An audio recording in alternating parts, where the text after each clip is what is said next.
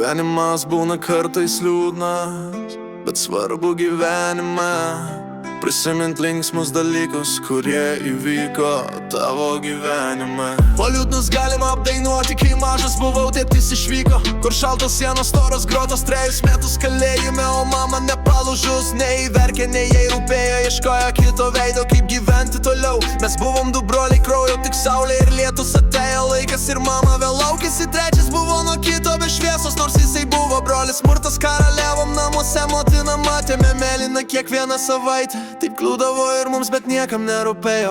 Tėvas grįžo, kai buvo 6, galvojau, jau grįžo. Tikras vyras, ne šešėlis be šaknų, bet skausmas namie, svetingai kėlė ranką.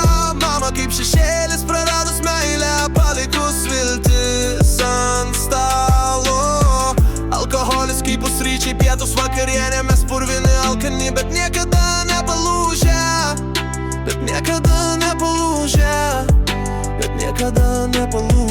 Mokyklo nešvarus purvini, neįskalbti rūbai, kvapo muilo neturėjom, bet širdį ugnis, kurios neužgesins nei skurdas, nei smūgiai.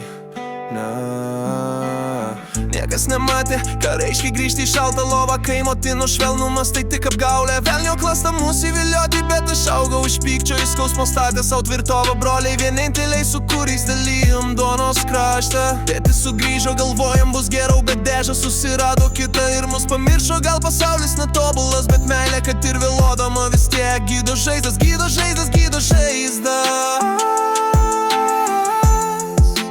Meilė, kad ir vėluodama vis tiek gydo žaizdas, gydo žaizdas, gydo žaizdas. Skausmas namie, svetingai kėlė ranką.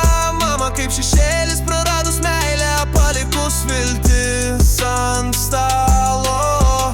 Alkoholis kaip pusryčiai, pietus, vakarienė, mes purvini alkani, bet niekada nepalūžę.